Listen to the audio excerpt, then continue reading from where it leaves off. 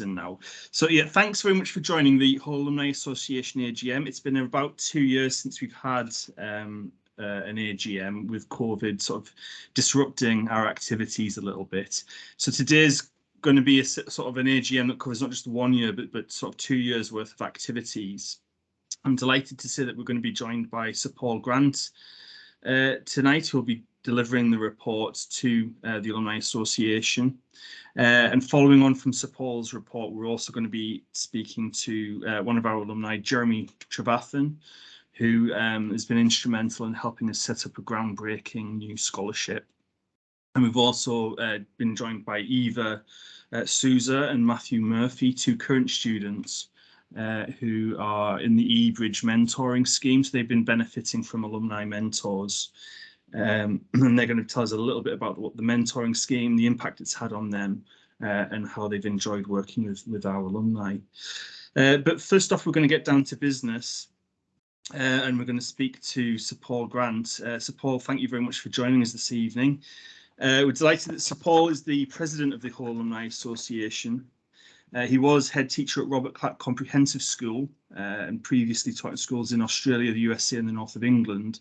Currently, he's a member of the Premier League's National Advisory Group on Education. How are you doing, Sir Paul?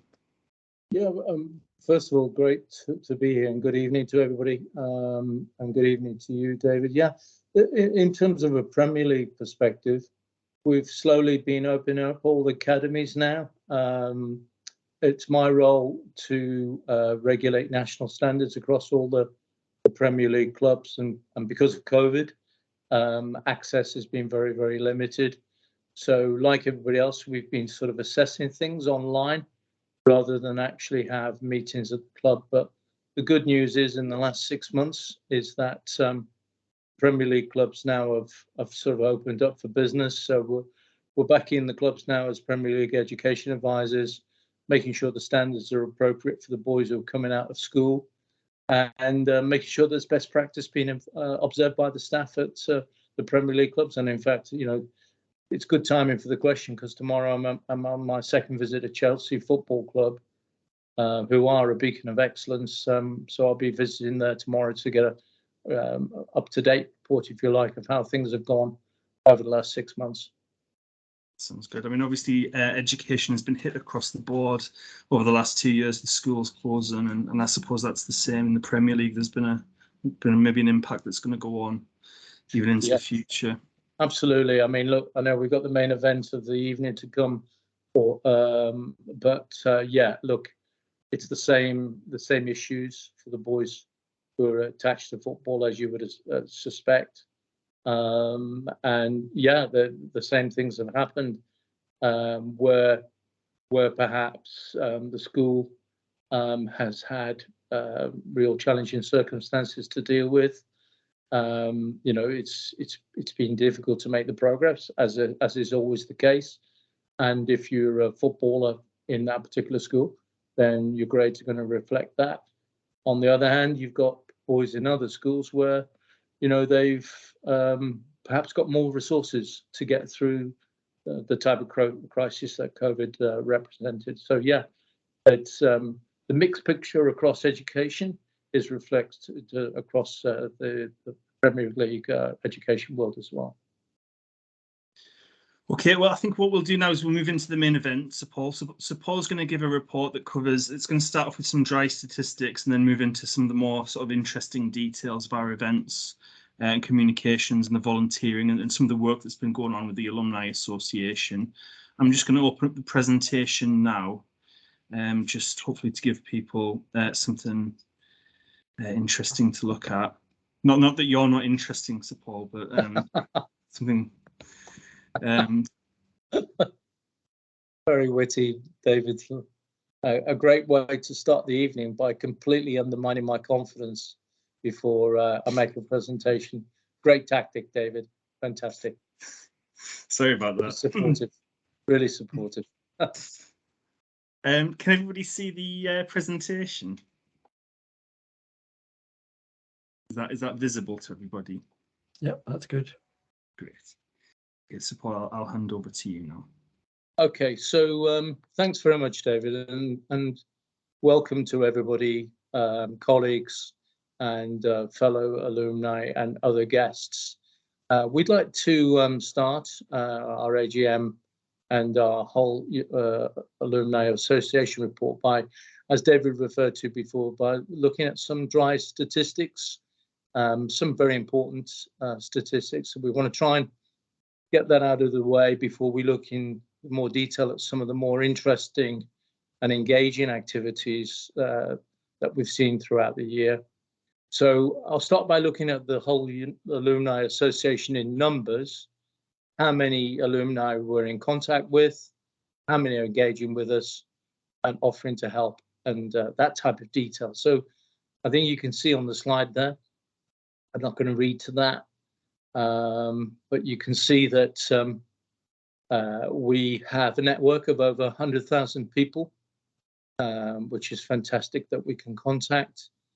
What's very heartening about that is so many of these people who we're in contact with have in some way or other definitely engaged with us as an organization.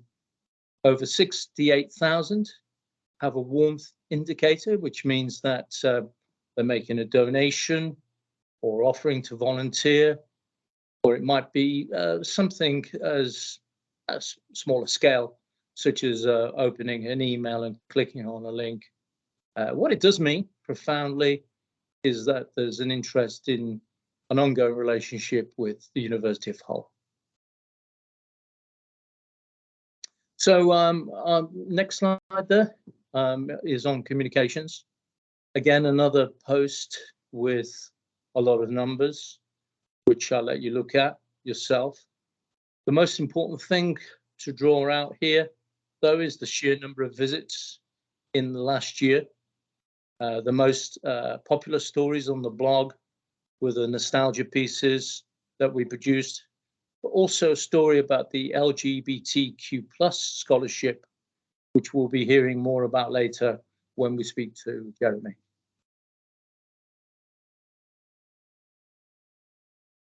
You can see we've segued on there to a slide on volunteering.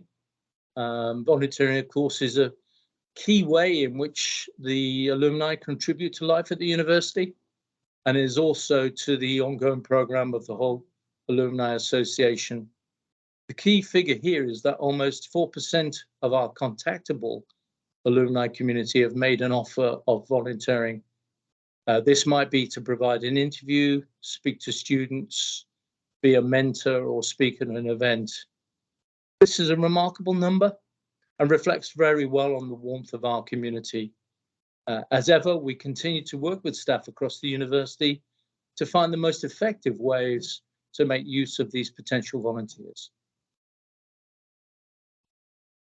Now we want to look at some events that have been held up, which I think will be of interest to you. Prior to the pandemic, the Hull Alumni Association had a really successful events program.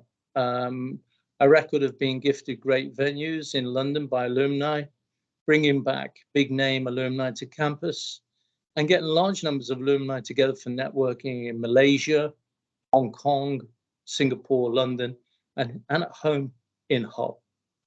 But with lockdown inevitably and the pandemic confining us to our homes, that model's had to be adapted. And the question that we had to ask was, what is in our unique offer to alumni at this difficult time? And the answer is threefold. People wanted more access to some of our most brilliant academics, and we've managed to make that happen. They wanted access to some of our most brilliant alumni, and again, we've made that happen. And they really enjoy being part of an international community at a time when they were feeling quite detached, quite alienated, quite alone. So what we're going to do now is look at some of the highlights of the last few years where we've brought people together and celebrated our community. First up, we have the Beat the January Blues quiz. Over 50 teams participated in this online event that quizzed alumni on their knowledge of Hull. The university, our famous alumni, and even featured cameos from academics with teasers from their areas of expertise, such as film, literature, music, and science. And this was very much part of our desire to alleviate some of the despondency and depression in a particularly bleak January, if you remember, when we couldn't leave our homes. I know there's probably lots of comments I could make about others that left their homes at that time, but certainly for the vast majority of people, it was a very bleak January. This next slide refers to the alumni masterclasses, which we're very proud of. We asked alumni what they'd like to see from us during the pandemic, and one of the answers we got back was that people wanted to hear from our academics, as I mentioned earlier. We've had success in the past with lectures from academics, and we've tried it online. We had sessions on American history, 2 particularly popular sessions on Sherlock Holmes with the brilliant Dr. Catherine Wynne, a session on digital marketing that was popular with business graduates, and the ever-engaging Professor Brad Gibson gave a session on the question, are we alone in the universe? Well, for those who weren't able to make the session, the answer probably is probably. That was an attempt at humor, ladies and gentlemen, just in case you missed it, which it looks as though everybody did. The next slide refers to the Hull Alumni Olympic Challenge, and I think you'd be fascinated with our link there. We brought the alumni together again to support them and encourage them over the pandemic through the Hull Alumni Olympic Challenge. University of Hull is an official partner of Team GB, which is absolutely fantastic. And what a better way to show our support to Team GB during the Olympics and give alumni an incentive to get exercising and engaged at a time when everything was directing us to stay at home, stay on the couch, and it was very, very difficult to look after ourselves physically. Participants were asked to run, walk, swim, cycle, or move in whatever way they chose. The target was to travel 40 miles in 4 weeks. And to support them, we set up a group on Strava where they could post progress, online sessions looking how we could take care of ourselves physically, and participants were rewarded with a Team GB University of Hull medal at the end of it. So you can see how happy those ladies are with their medals as they proudly display the medals there. That's 2 lovely photographs, I think you'd agree. I also wanted to draw attention to this quote from Vienne. We produced an article on the blog that shared people's reflections on their experiences of participating in the challenge. Vienne and her friend Sarah really got engaged in it and took advantage of an offer of free access to the University of Hull's gym, where they put in their miles on the exercise machines. From the quotes that people sent in, it was clear that the challenge had made an impact and helped people. But I particularly wanted to focus on this quote because it really encapsulates what we wanted to achieve, which was to utilize the power of our network, strengths of our community, and the quality of our facilities to make our alumni make improvements in their lives.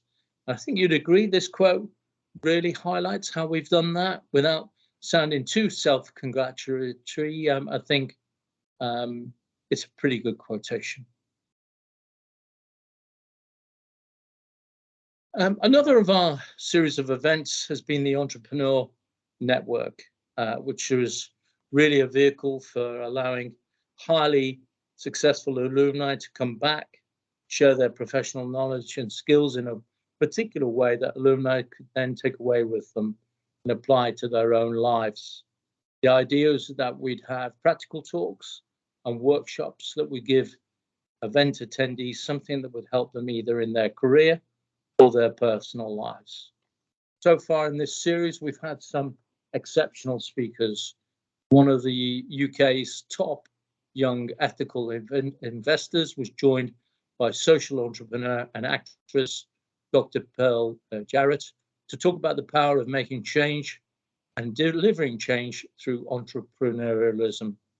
We've had events aimed at helping alumni to cut through the noise and find their purpose, and events on communication, such as how to handle conflict, how to get what you want out of a negotiation, and how to make the most of conversations. One of those events was with Dr. Rob Kennett, a humble but effective crisis negotiator who was able to share great advice that was backed up with stories from a lifetime career of negotiating in life or death scenarios. Hackathon, making space work for humanity. Very interesting concept indeed. Many of our events and volunteering opportunities are aimed directly at students.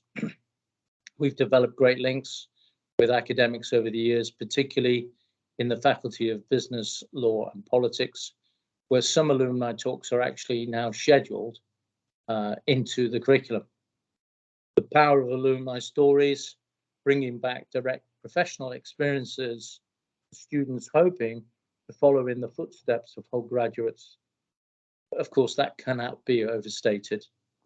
One of the events we're particularly proud of was the work we did with Startup Hull, the Centre for Entrepreneurs at the University of Hull. This was an event aimed at giving students a unique experience. It was funded by an anonymous alumni donor, and we had 4 alumni speakers coming back to campus as part of a day-long session where we took 5 teams of students through the process of developing and pitching a concept. The project was an ambitious one. Josh Weston came back to campus and set the challenge based on his own company's mission to make space work for humanity. Using the UN's Sustainable Development Goals, the teams each developed 5 unique, interesting, and frankly, brilliant ideas. And after 9 hours of work with our graduates, pitched for the chance to win cash prizes. It was a great day. It was extremely intense. The learning to come out was clear to see. And in this particular slide, you can see some of the alumni volunteers along with the winning teams. And you know, considering that's 9 hours, I think those photographs, the photograph and the smiles, seem somewhat sincere to me. So it looks as though they've had a really fantastic experience. So in this section, we're going to talk about communications over the last couple of years. And I'm going to start off by referring to a series of thoughtful and affirming articles. We sort of made bouncing back our informal theme for some of our work in 2022. But looking back at the articles we've published in recent years, there's been a definite focus on stories that highlight overcoming challenges. You won't be surprised about that. And finding the things that are most important in life. Common themes that I think are coming across throughout our society. So we've picked out 4 of those for you. The first is something that we come back to later when we talk to Jeremy Trevathan later in the evening. But his article about the LGBTQ+ scholarship, honouring his friend and former partner Jeremy Round, is a moving piece that really highlights how far we've come and how far we still have to go in terms of overcoming prejudice.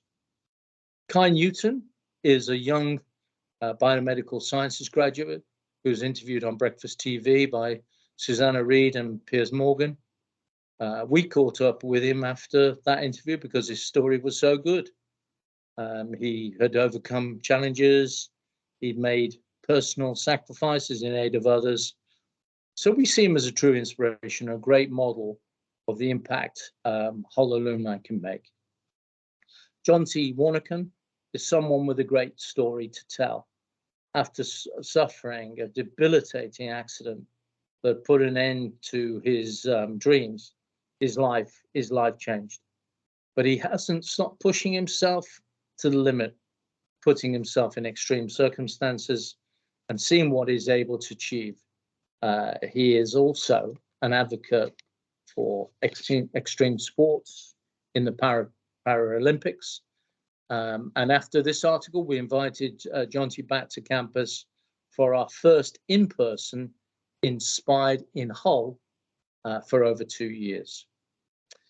In recent years, we've been naming lecture theatres at the university after inspirational alumni with different lived experiences, because we want to bring out those stories and allow students to see that we recognise, celebrate people in our community who are like them and who have achieved great things. Claire Birkenshaw came back to campus shortly before the outbreak of the pandemic to have a lecture theatre named after her and to deliver an Inspired in Hull lecture. In her article, she talks about the power and importance of education and offers the advice to those who may be struggling to understand their sexuality or gender identity. I suppose no presentation or meeting can take place under the flag of the University Hall without a reference to Philip Larkin. And I'm of a generation of student where I saw him absolutely every single day on the campus between 1975 to 1978. And I'm glad I actually observed him quite a lot, because I take those memories forward. So, but that aside, one of the things we've found that is popular with a new alumni and gives our graduates a chance to contribute their stories and memories are anthology pieces that collect anecdotes and short pieces by alumni. And we've been running a series on Philip Larkin this year, as this year he would have turned 100. In these pieces, we've combined archival material, such as photographs, extracts from his notebooks and other things that the Hull History Centre have been able to source for us, along with alumni stories about encountering the poet and librarian who occupies such an important role in the history of the university. So I think we're going to move on, yes, to, you can see here some of the quotes from some of the pieces. I particularly liked Andrew Barker's quotation because it really captures that sense of connection through the generations that we have as alumni. I'll try not to rush through this.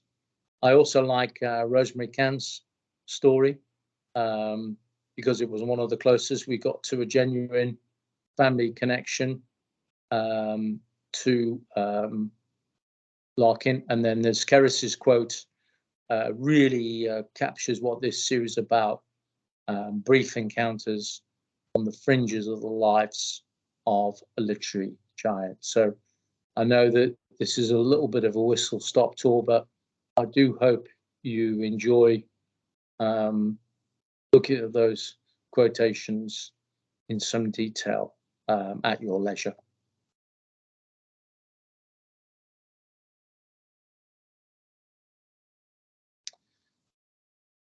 As you can see from the caption, this section is entitled In Your Words, another series that we've been running and which we'll be continuing with is a retrospectives on life at the University of Hull throughout the decades.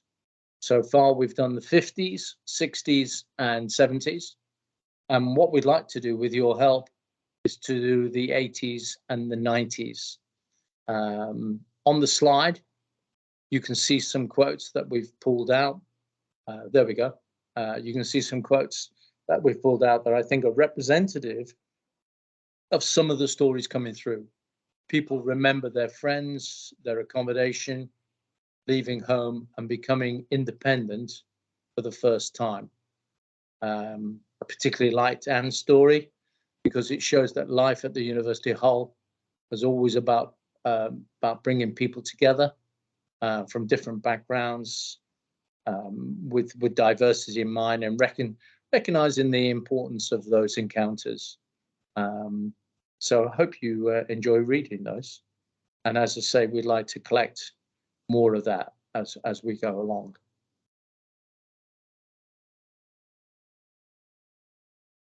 Happy Ever After Hull, our podcast. On the communication side, we've tried something new this year with this. We had an intern, Amelia, working in the office, and she pulled together our first alumni podcast. Interviews with people talking about their experience of finding love on the campus. This was a great way to recognize that for so many in the University of Hull, it was more than just a place where we received an education. For the people interviewed in the podcast, it was also a place where they met their great love and started a new life, and for some, a new family. I certainly have people in my peer group where that was very much the case. So this is something that we'd like to continue and to build up an archive of those special and lovely stories. And obviously, we're putting this message out there to encourage people to do that. Individual achievements. So this is the final section of our report, and it focuses on some of the individual achievements of our alumni and recognizes their outstanding contributions. This list, of course, is by no means exhaustive, but it does give a flavor of some of the ways our international community of alumni are making a difference and being recognized for the contributions they have made. The success of graduates is so important to the university. It enhances our reputation, inspires our students, and gives us a shared sense of pride in the strength of our community. So I'm just going to read through some of the achievements on these slides, starting with achievements very close to home and moving gradually further afield. So you can see the reference to Mike Ross, who received a BA in 2003, has become leader of the Hull City Council in May 2022. Impressive. In April 2022, alumnus Nick Barnes, who had a BA in drama in 1991, won an Olivier Award for his puppetry design on the stage version of The Life of Pi at London's Wyndham Theatre. Again, impressive stuff. In August 2021, University of Hull engineering graduate Konstantin Long won a prestigious award from the Institute of Mechanical Engineers, the Viscount Weir Prize for Communications in Engineering. Equally impressive. Internationally, on the 18th of March 2022, Dr. Alimi Abdul Razak, who received a PhD in law in 1998, was turbaned the Mutawali of Ilorin Emirate in Nigeria. Mutawali, Chancellor of the Exchequer or Minister of Finance, is one of the most revered royal titles in the Ilorin Emirate. So extremely impressive. In April 2022, Nick Blinko, who received his BA in Sociology and Social Anthropology in 1993, became Vice President at the University of Melbourne for advancement. He received the Council for Advancement and Support of Education and the Asia Pacific Distinguished Service Award for 2021. Sounds great.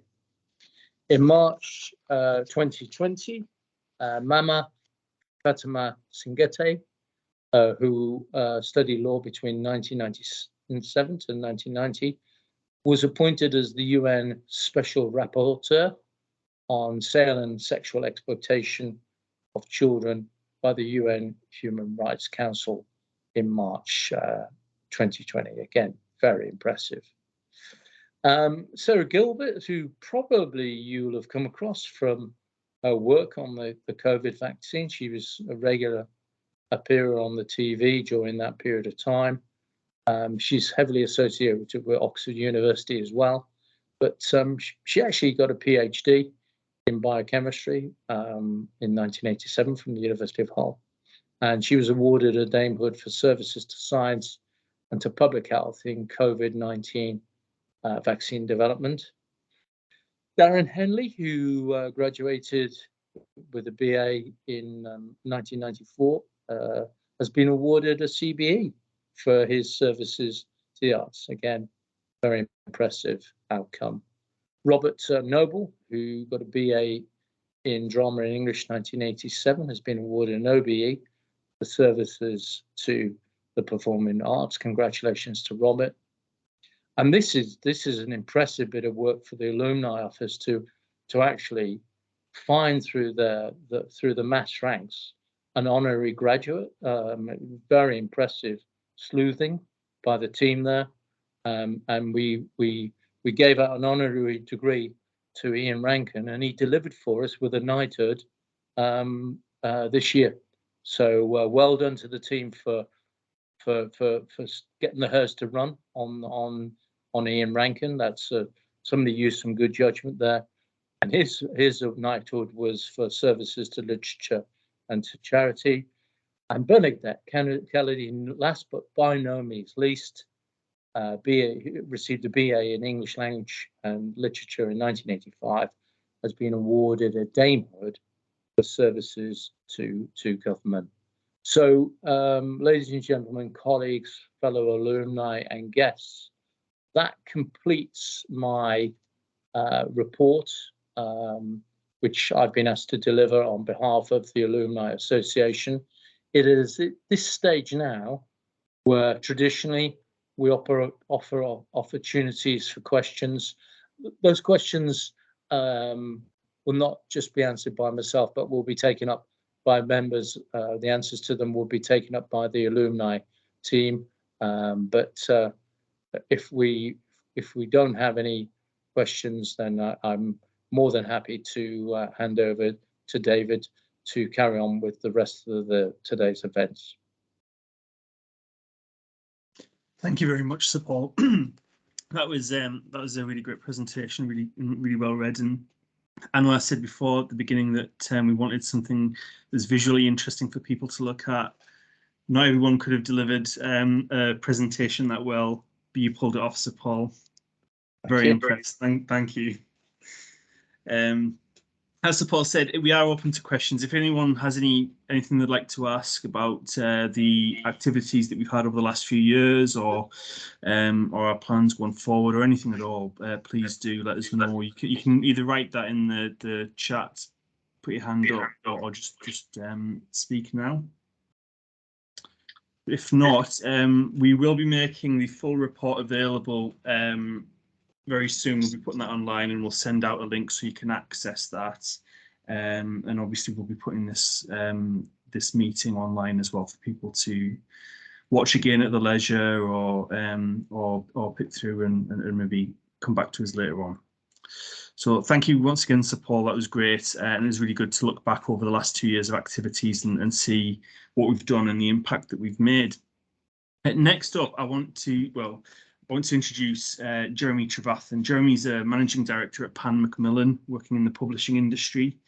And Jeremy has been involved in setting up the UK's first LGBTQ+ scholarship for undergraduate students here at the University of Hull. And following the success of the pioneering scholarships, the University of Hull has really taken that forward, and the best-selling magazine Attitude have developed their own LGBTQ+ scholarships with the university as well. So this has been really groundbreaking, and we've also had these scholarships nominated for national awards. It's been shortlisted for the Heist Award. Jeremy, how does it feel to be involved in something that's had such an amazing impact? And already has had such a great reach? Well, I'm just absolutely delighted, because it's really important. The thing but it's really important because no one had ever thought of it before in the UK. Anyway, it's something that had been happening in the US for a while, I think. But to give this sort of level of support to undergraduate students, it's just great, and it's very rare that you get an opportunity to be the first, involved, to be the first people to do something. So I'm very pleased about it indeed, and I'm very pleased to be doing it with the University of Hull, which is where I met my partner Jeremy, after whom the awards are named. So it's fantastic. In fact, I might post up one of my love story on that blog that Sir Paul was talking about. Yeah, you definitely should. Be great to have you on the podcast. Could you maybe tell us a little bit about your time at the University of Hull, like when you came here, what it was like as a student here? Well, let's see. I arrived. So Paul, I'm a contemporary of yours actually, because I arrived in the late 70s, and what I remember was James Callaghan was the Prime Minister. Yeah. Margaret Thatcher was voted in my last year of university. Kate Bush had her first album out while I was at Hull University. But probably one of the most significant things was that homosexuality had only been legalized less than 10 years prior to my arrival at Hull. And homosexuality was therefore, amongst the younger generation, it was becoming a cool thing to do. There was a singer called Tom Robinson who had a song who deliberately made his sexuality vague.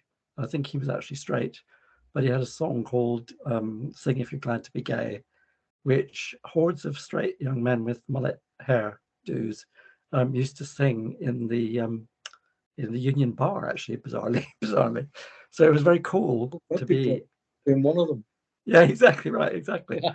So it was sort of cool to be gay at one level when I arrived, but at the same time, there was still a lot of sort of anti-gay sentimentality. And what happened to me in my first year? So I arrived, I think, like many students, on the verge of becoming an adult. I had not come out to my family. I had come out to my very best friend at school, but he was the only person who knew.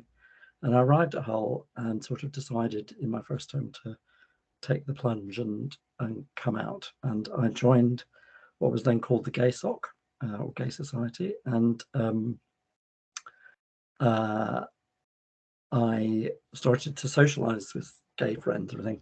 I didn't, bizarrely, I didn't really come out to my housemates. I lived in one of those student houses in Cranbrook Avenue, and I didn't come out to my housemates. I shared a room with a young man who I got on very well with in that first term, until one night where I'd been out late. We used to talk.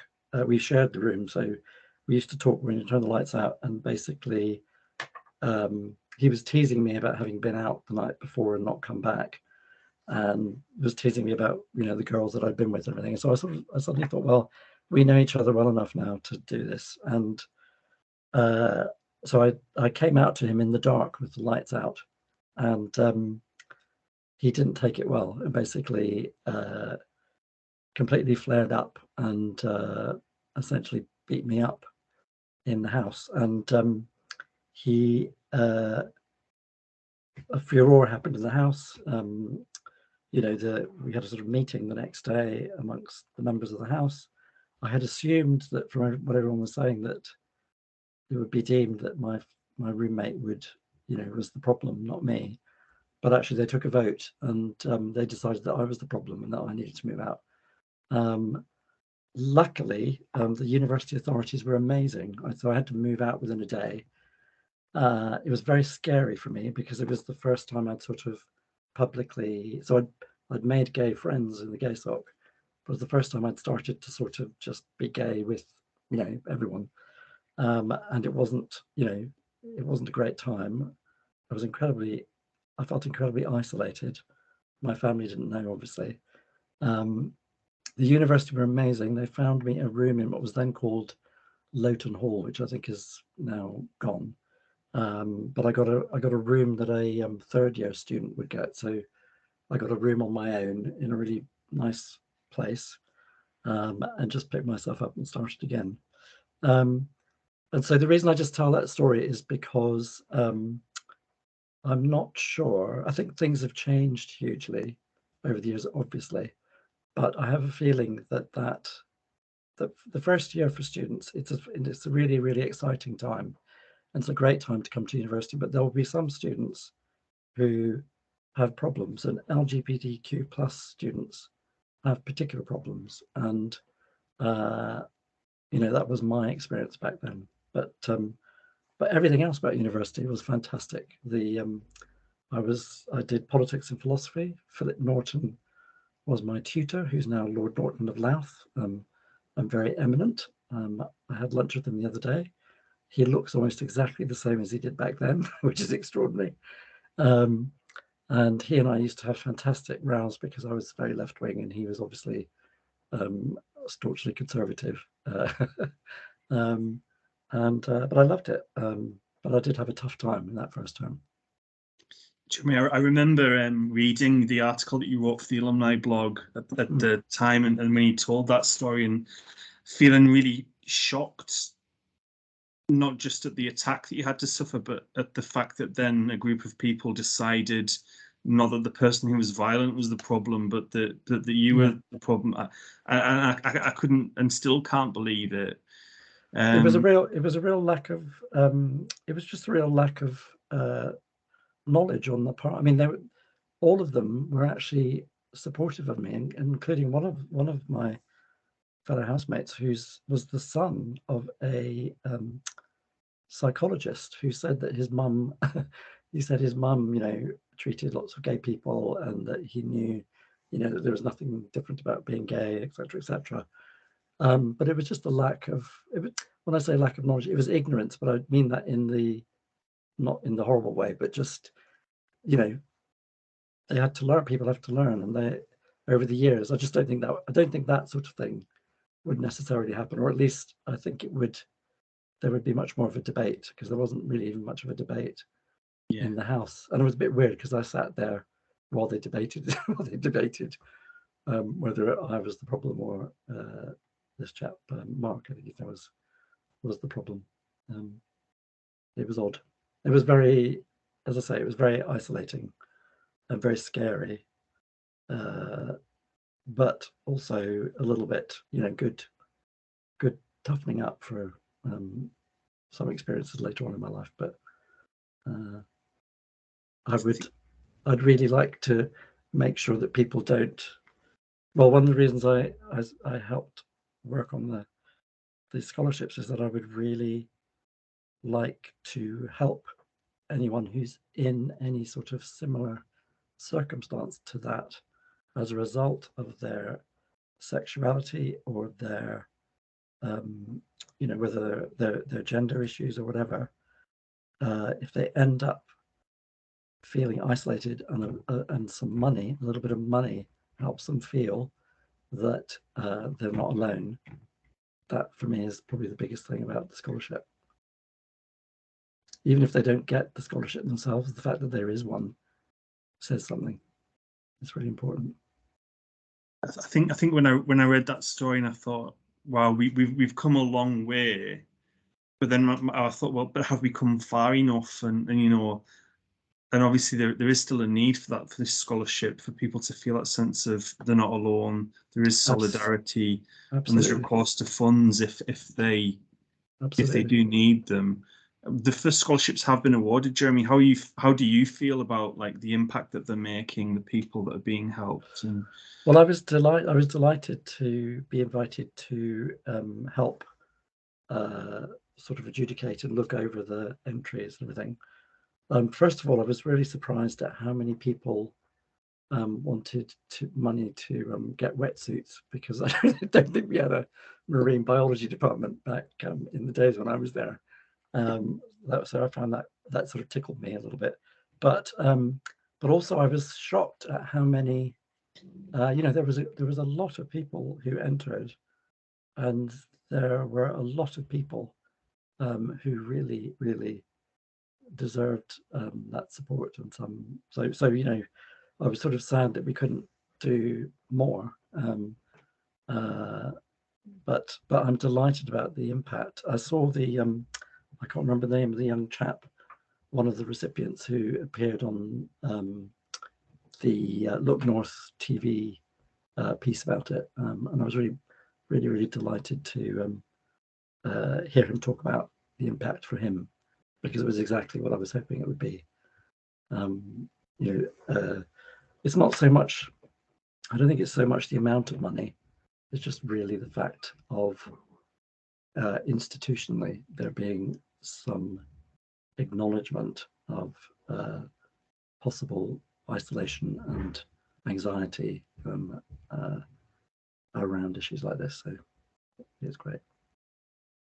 Thank you, Jeremy. I would also really encourage people to go and look at the article that you wrote for the alumni blog.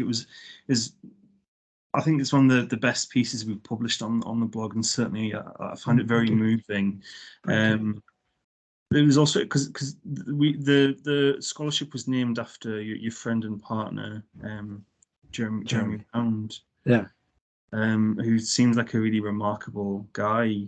He was absolutely amazing. He was one of those people who sort of made things happen around him. So I met him. He started at Hull a year before me, and then he had mental health issues at the end of his first year, and he left university for a year. And so I then arrived, had my first year. But bizarrely, we had these mutual friends who sort of decided or knew that we would get on very well. And so they were telling me about him, and he was being told about me before we ever met. And it may have just been because we were both called Jeremy, frankly. And when we did first meet, because we'd heard so much about each other, we actually didn't like each other at all, because there was too much assumption that we were going to get on.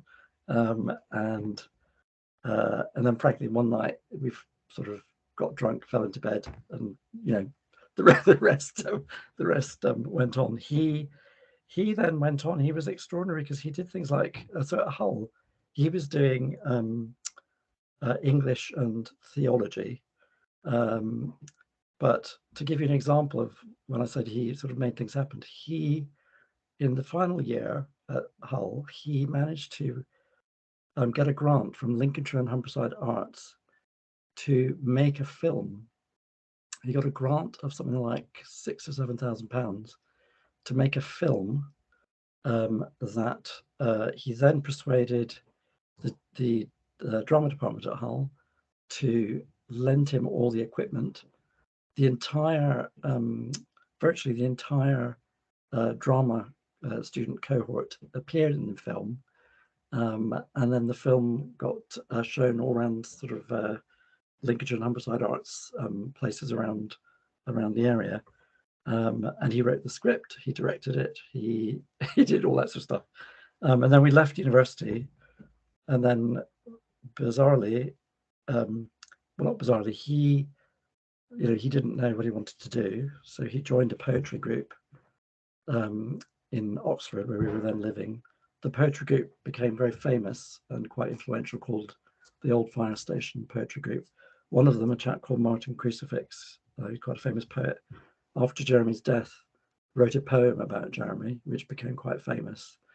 And then, as he was in this poetry group, he entered a cookery competition in The Guardian, won the cookery competition, and then within a very short space of time became the deputy editor of the Good Food Guide, and then the first food correspondent on the Independent newspaper when it launched. He created, so the editor of the Independent, who was a chap called Andreas Whittam Smith, they started the idea of the Saturday supplement. So there used to be Sunday supplements, but the Saturday paper was a sort of sleepy backwater. Andreas started the Saturday supplement, and they based it all around Jeremy's food writing, because he wrote restaurant reviews, recipes, interviews, and he essentially started the trend of food writing that Jamie Oliver and what's his name? I've forgotten. Nigel Slater were they were the people who took up the mantle and carried on in a sort of relaxed way of writing about food, not being too prescriptive. And Jeremy sort of pioneered that. And by the time of his death, he won the Glenfiddich Food Award, which is the sort of major award in sort of in the food world. It's for restaurants, books, journalism, anything, and he won the overall award. And he was destined to do all sorts of great things, but sadly he had a brain hemorrhage in 1989. and died while he was on a press trip to Macau, which was tragic at the age of 32. So he did a lot. He did a lot in this short time, and he was. He sounds like a really remarkable guy. I'm really pleased that we've been able to hear Jeremy's story as well, and also share it more widely, because you know, otherwise maybe it might have been forgotten. But actually, again, another example of a Hull graduate who's done great things, and absolutely, it sounds like a good guy. I think it would be great. As I said, like, finding this story has been really good. I'm really proud of the article that's on the Hull Alumni blog, and I definitely direct people to go and read that story. And hopefully we can follow up with you again, Jeremy, and maybe get you on that podcast, because it'd be great to dig a bit deeper in that story. Yeah, sure, absolutely. Well, thank you very much for talking to us this evening. Before we finish, I've got I'm looking forward to hearing from Matthew and Eva next. So Matthew and Eva, two of our current students, they're studying. Eva is completing a PhD in biomedical sciences, and Matthew is doing a master's in English. Both of them are on the eBridge mentoring scheme, and this is a scheme run by our careers service. Predominantly, it utilises alumni volunteers to come along, well, to mentor students who are interested in getting involved in the careers that our alumni are doing. And Matthew and Eva have been taking advantage of that. I'd like to just hear a bit from you guys about how you've been getting on with that. So maybe we could start just by hearing a little bit about you and your experiences as students at the university. Do you want me to jump in first, Eva, or do you want to? You can go first, maybe. Okay. I'll just really quickly say it's been really sort of great to be part of this alumni event, and really interesting to hear from Sir Paul and Jeremy. In terms of my experiences of sort of being at Hull, I kind of came to university as a mature student, having worked in and around Hull for quite a few years. So I kind of had fallen in love with Hull already before I sort of started studying here. I wanted to be close to my family, which was a really important thing. But I think the moment I stepped foot on campus for my first sort of interviews and open days, it kind of turned the choice from being a logical one in terms of being close to my family in an area that I knew, to being one that was just like a dead certain for me. I was like, right, I need to be here. I feel really comfortable here. And I felt as I'd be able to sort of achieve everything that I wanted to. Fell in love with the library, and you know, the rest has kind of been history really, my sort of 5 years here.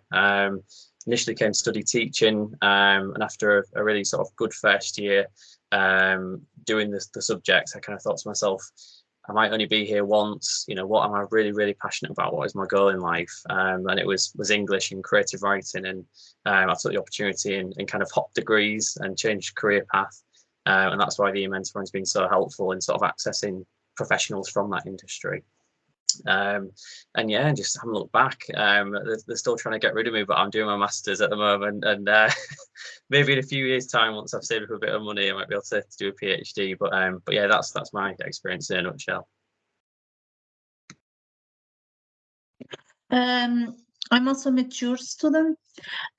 With me, the experience was the contrary. I was working for 10 years as a lecturer in my country. I used to be lecturing nuclear medicine and radiology, medical imaging. I was doing the PhD there, but without funding. And then a law was changing our contract, so I decided to apply all over Europe. Here I had one of my first interviews. I got the funding, so I decided to move to Hull, totally alone at the age of 33, leaving my fiance at home and don't knowing nobody. I had some bad experiences when I was here. My father died by accident, came the pandemic, and actually was good to be here because I felt that there was always an environment of support. It was very easy to know people, to make friends, and I think that is the only reason why after almost 4 years of coming, I'm still here. and I was able to keep with my first goal. When I decided to participate in this project of the mentoring, the reason why we were called to be in this meeting was not because I didn't have work experience, because I had, but all my work experience was in the same place with people that knew me as student, that I was invited to be there. So even working for so long, I had almost no experience on applying. And also, as I come from other country, there are many parts of, I think, culture, language, even way of behaving that we are different from a place to another. So I thought that having some kind of support in that could help me to achieve what I want. And in my case, this mentoring program was really, really useful, because after I got in it, I received 4 interviews from the place I was applying. That was Oxford University. I was still not accepted, but in one I got in second, because I'm still a little bit far from finishing the thesis. So I'm sure that it helped me enough for then get what I want in the end of PhD. So actually, I only have good things to say about university, even during this the pandemic. Obviously, there are things in research that are not so linear, like authorization, ethical approvals, but this happens everywhere. It's not because it's in Hull, it's because the research is like this. So this is my experience. That's great. I mean, it's really interesting, because one thing I was going to say is that it's interesting to hear about current students and their experiences, because obviously for some alumni who haven't studied at the university in decades, that experience will be very different. But of course, you guys have had the added sort of ingredient of COVID and lockdown and that sort of isolation. And I wondered, like, if maybe like that had been part of your experience of being a mentee and seeking out advice from other people, because sometimes I think like the word mentor might be a little bit off-putting and certainly like not something that we're used to maybe in this country. But what was it, maybe, Matthew, that attracted you to the mentoring program? Yeah, I think when I came to university as a mature student, I very much came with the mindset of wanting to take advantage of all the opportunities. And that was one thing I forgot to mention in my previous response, was that there are so many opportunities really for students, which is brilliant. I think, as I say, sort of with changing career path and kind of really sort of wanting to pursue my dreams, I kind of thought, well, I'll just see if there is anybody in kind of like the publishing and sort of creative worlds. In my first year, I was paired with a fantastic mentor who worked in publishing, who gave me a lot of interesting sort of insight into how the practicalities of publishing worked. And that then helped me to win a university big ideas competition, which was sort of about like a publishing business idea that I had for sort of underrepresented and independent authors. And then sort of through to my final year now, in terms of my mentoring experience, it's been with a member of staff at the library. So again, sort of a similar sort of subject field of an area that I'd like to go into, kind of like books, and hopefully staying in and around the university. But I think probably the biggest thing, I suppose, other than sort of the expertise, would be the social aspect. I feel like my mentors have kind of shown me that there's sort of so many different paths possible to access sort of through my education at Hull, that I can achieve the things that I want to, but also that like all these big people that are sort of in these big sort of powerful sort of positions and professionals are ultimately kind of human beings that have had similar shared experiences to myself. And I think bonding over experiences that we've had in lockdown, bereavements, and obviously studying at Hull and being in and around Hull has helped forge some really sort of important relationships that I hope to take forward kind of beyond the mentoring experience and beyond my university experience. So I think having those sort of confidence there, and the sort of experts to kind of guide you and support you professionally, but socially as well, has been really important. That sounds great. And for both of you, I was just wondering as well, like what would you say has like been the most important thing you've learned from the experience of being mentees? For me, I think there was a part of confidence that came with it that was really important, because it was difficult for me to evaluate how other people perceived my CV.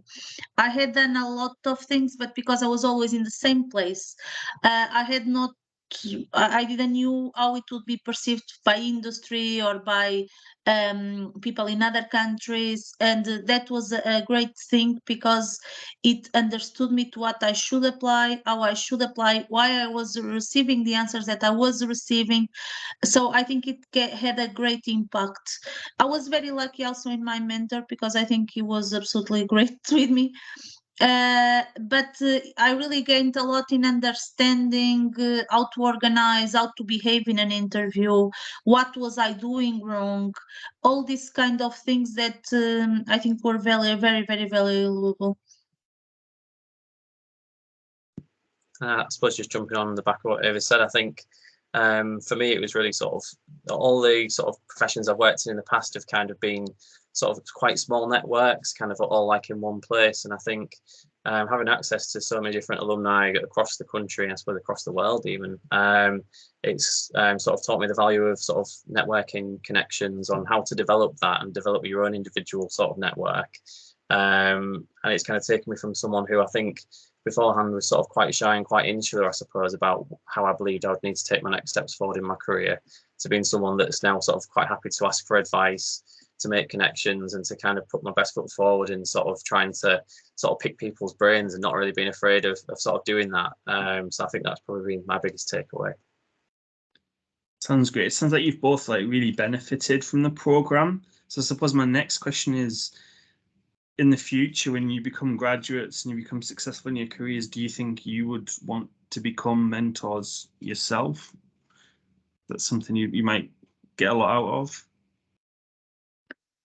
I would probably like, yes, I used to do that in my previous work, but I just don't know if my experience is valued because it's a little bit different maybe, but probably for international students that like me have a little bit more transitions, it can help. But certainly I think it's a thing that I would enjoy too. Yeah, and again, like Ava said, it's something 100% I'd love to be involved in. I've kind of, in my master's year, jumped on the sort of, again, taking advantage of every opportunity and sort of being like a student rep for kind of my subject area, my faculty, which is not too far away, I suppose, from sort of mentorship. But yeah, I think once I've kind of hit those big career goals of mine to sort of maybe get something published, maybe sort of get in the sort of publishing industry and in that world and find my foothold, I'd love to kind of then reach back and sort of give someone else a helping hand similar to that I've been very lucky to receive. So yeah, I'd love to be part of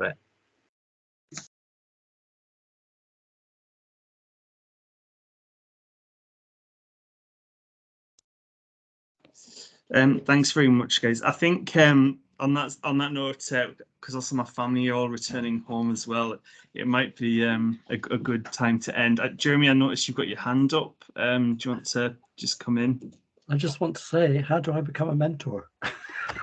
Because I could have been a mentor to you, Matthew, because as a publisher, that's what I do. So I'll talk to you later, David, and find out how I do that. Yes, that'd be great, Jeremy. I can put you in contact with our careers department and they can make that happen. Thanks. And obviously Matthew and Jeremy, if you wanted to get in touch as well, I could facilitate that. Sure. But yeah, obviously we'd be delighted. The more alumni we can get volunteering and supporting. Obviously, there's people with lots of different experiences. As we've seen, Eva and Matthew both come from completely different backgrounds. So different. We have an alumni body out there who could hopefully potentially respond to every situation and every person's individual circumstances. But yeah, just to wrap up this evening, it's been really great to sort of reflect on our successes and our activities over the last few years. So Paul, it's been great to hear that report and to have that opportunity just to think about the things that we've done. The community as well, the community aspect of supporting one another, sharing advice, sharing skills. This is the sort of thing that we want from our alumni association, and it's been great to hear that. Jeremy, again, for you to come and share your story, and to know that you've had like a real purpose, a real reason for setting up this great scholarship, and to see that it's just caught like wildfire and as sort of expanded into something that's now being recognised nationally is just amazing. And it's been really good to hear your story. And Matthew, Eva, I'm really delighted that you've shared your time with us today to tell us about this programme that I think has so much potential to help students take that next step. And I do hope that alumni like Jeremy, hearing your stories, are going to think, well, wait a minute, I can actually offer this support and this help to students as well. So thank you very much. And thank you as well to the people who've joined us here tonight to hear the report, to be part of the AGM. As I said, this has been recorded. We're going to share this with the wider alumni body. We're going to put this on Facebook and share it in our comms. And hopefully, again, people will be inspired by the stories of Jeremy, Matthew and Eva, and also inspired by the activities and the things that we've been able to do. So Paul, Jeremy, Matthew, Eva, once again, thank you very much for your time. It's been great to hear from you. And I hope you all have a lovely remainder of the evening. Thank you. Bye. Thank you. Thank you, David. Thanks, everyone. Bye. Bye. Good evening.